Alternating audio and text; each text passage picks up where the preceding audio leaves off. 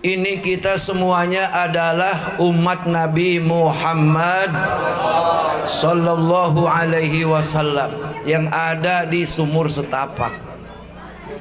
Kita belum pernah melihat Nabi Muhammad. Ngimpi juga belum pernah ya Bu ya. Tapi kita cinta sama Nabi Muhammad sallallahu alaihi wasallam. Kalau kita cinta sama Nabi Muhammad, kira-kira Nabi Muhammad cinta enggak sama kita? Cinta apa enggak? Pasti cinta.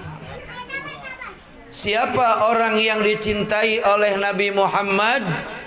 Tidak lain tidak bukan adalah orang yang disabdakan dalam hadis yang beliau sampaikan, man ahya sunnati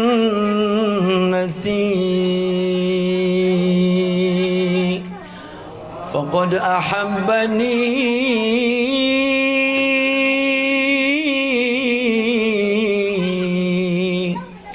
wa man ahabbani kana ma'i fil jannah. Allah apa? Allah gitu. Wa man ahabbani kana ma'i fil jannah.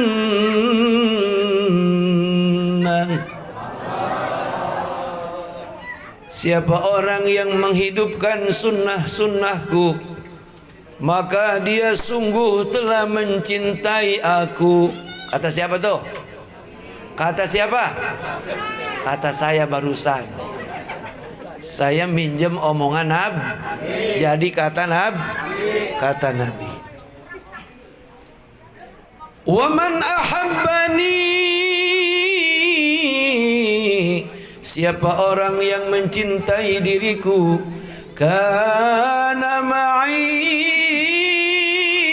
fil jannah, sungguh dia nanti akan masuk surga. Aku ajak ke surga bersama diriku, bersama Nabi Muhammad sallallahu alaihi wasallam. Cuman ada dua kelompok nih yang masuk surga Bapak Ibu sekalian. Ada dua kelompok. Kelompok yang pertama langsung masuk. Kelompok yang kedua mampir dulu. Sehari, 2 hari, sampai seminggu lamanya di hotel neraka jahanam. Di hotel itu. Seminggu sih, cuman seminggu, nggak lama. Siapa dari umat Nabi Muhammad yang kudu pakai mampir dulu, terus baru masuk surga? Di antaranya adalah orang Islam, rumahnya dekat musola tapi kagak pernah sembahyang di musola.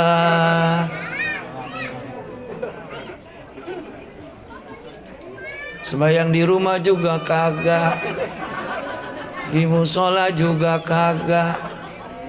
Wah, dia mah Bang Haji sembahyang di Cirebon, wali. Kan katanya wali sembahyang di Cirebon. Jauh amat. Kalau ampe mati dia begitu, terus-terusan rumah dekat musola kagak mau sembahyang di musola, malah musola dimarahin. Musola mah jangan dimarahin. Nanti kalau mati dibawa ke musola. Bener enggak? Kalau musola dimarahin, terkata musola, lu waktu hidupnya marah sama gua lu. Lu sekarang mati masuk ke rumah gua, lu kata musola, gua cekek lu. Udah mati dicekek lagi tuh. Ini musola Bapak Ibu ibarat kapal. Umpamanya nanti hari kiamat, kalau Bapak Ibu anak turunan kita masih pada hidup, ini nanti musola jadi kapal buat nyelamatin dari ombak besar pada hari kiamat. Yang kagak pernah nyaba ke musola mau naik kepleset. Nggak bisa, sebab kagak pernah sholat berjamaah di musol. Itu dia pas di neraka ditanya, kamu umat siapa? Saya umatnya Nabi Muhammad, asal saya dari sumur setapak. Begitu. Kenapa kamu kagak sembahyang, bang? Dulu saya dekat musola kagak pernah sembahyang, karena saya orangnya males ibadah. Kenapa abang sampai masuk neraka, yang lain udah pada di sorga? Ya malaikat, emang salah saya. Dengar suara ajan, kata saya udah ajan lagi baik. Lagi aja. Muadzin ngomong as-salatu khairum minan naum, sembahyang lebih baik daripada tidur. Kata saya tidur lebih baik daripada sembahyang. Akhirnya saya tidur lagi. Gara-gara saya masuk neraka karena di dunia ke saya kagak sembahyang. Tuh Bapak Ibu, Nabi waktu mau meninggal itu yang Nabi wasiatin pertama, as-salah, as-salah, as-salah. Wahai umatku, jagalah solatmu. Musibuk bagaimana solat jangan ditinggal. Insya. Kalau perempuan mah gampang alasannya, ngapa po kagak sembahyang udah 2 bulan men. Masa men 2 bulan? Itu mau dobol kali. Men mah paling lama 15 hari. 15 hari, paling sedang seminggu, paling cepat sehari semalam. Kalau men sampai 2 bulan, si wiwinnya keluar darah, mulut keluar darah, itu berarti udah penyakit. Berobat. Makanya kalau pergi ke WC baca doa. Itu jangan-jangan diaduk-aduk setan tuh barangnya tuh kok. Kalau ke WC baca doa. Bisa doa masuk ke WC bisa? Coba baca. Tuh kagak bisa. Bismillahi Allahumma inni a'udzubika minal khubusi wal. Dengan nama Allah aku berlindung dari gangguan godaan setan laki-laki dan setan perempuan. Itu kalau yang berak orang perempuan nyenggodain setan lelaki, setannya duda. Lu perempuan kalau pada berak itu pada ngongkong, itu dibuat main anuannya antil-antilan. Kalau masuk ke WC kagak baca doa, kagak percaya, ngapa? Apalagi beraknya di WC sambil SMS, udah itu setan demen itu. Salah ngomong gue ya, antil-antilan.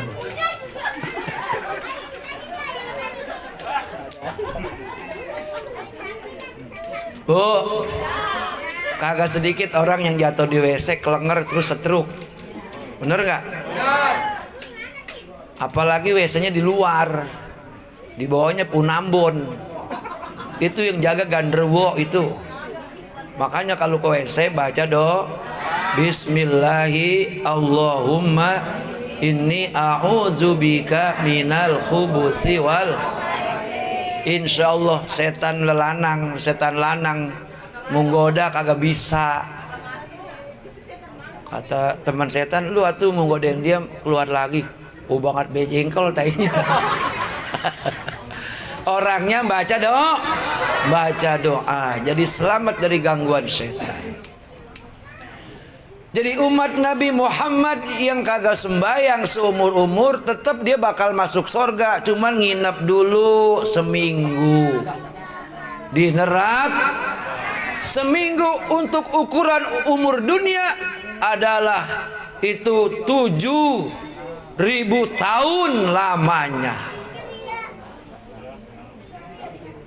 1 tahun satu hari umur akhirat, 1000 tahun umur berarti kalau nginep di neraka 7 hari, ibaratnya di dunia 7.000. Kagak sembayang seumur umur tuh. Tapi umat Nabi Muhammad muludan mengikut, tetap muludan mah nyumbang juga ngikut, cuman satu kagak mau sembayang.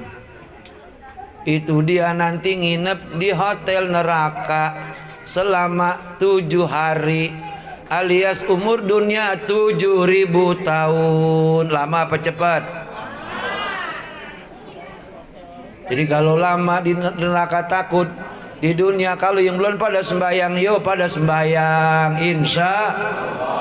Emang sembahyang berapa lamanya sih? 25 menit, 5 menit bagi orang yang khusyuk. Kalau buru-buru bisa 3 menit.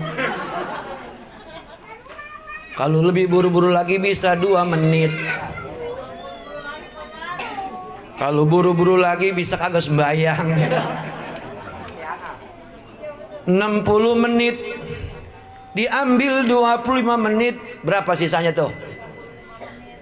35 menit bahkan lebih kita buat hal-hal yang tidak berguna, ya. Ngeliatin HP berjam-jam kuat. Sembayang asar jam 6 kurang seperempat baru sembayang. Ada orangnya di sini, ada? Mana orangnya? Sini gue sembur sini. Masya Allah, jangan ya Bu ya. Bu, ya Pak ya. Siapa lagi orang yang masuk surganya belakangan? Bininya ngelawan banget sama laki.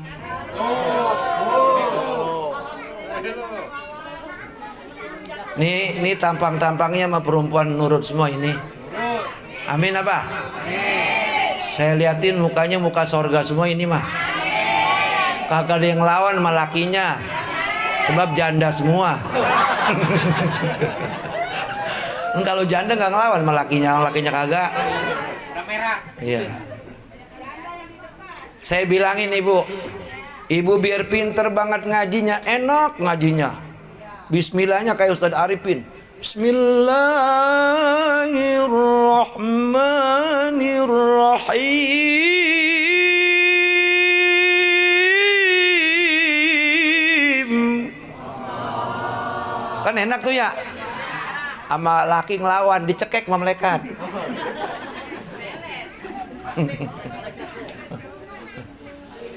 Sembayangnya rajin, puasanya rajin, ngajinya rajin, sama laki ngelawan, dicekek.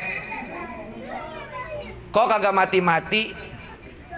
Maksudnya dilaknat oleh malaikat selama lakinya belum memberikan ridho dan dia belum minta maaf sama lakinya. Na'udzubillahi. Makanya ibu-ibu suami biar katanya dia jelek, rebek, belek, pendek, pesek, buketek, hidup lagi. Kalau dia masih suami, menghormati, muliakan, cintai, panggil ayang beb gitu. Artinya perempuan wajib taat kepada suami. Ada yang protes, Pak Ustadz kalau suaminya brengsek, main judol mulu, main judol. Hampir-hampir saya mau dijual Pak Ustadz. Ada di sini laki-laki yang suka main judol, ada? Banyak. Ini jangan-jangan buat muludan duitnya dari menang judol kali ini. Kalau banyak mah. Lelaki yang brengsek, yang galak, yang jahat sama bini sama juga masuk surganya belakangan. Emang perempuan doang ya Bu ya? Sama. Dalam Islam perempuan kudu hormat sama suami, suami kudu sayang sama bini. Akur gak tuh? Sehebat apapun suami kalau tanpa dibantu sama bini dia kagak bisa apa-apa. Dia cuman jadi investor, abis nembakin rudal ke perut lo. Ibu 9 bulan ngandut. Masya Allah, Bu. Makanya perempuan jangan sampai masuk neraka.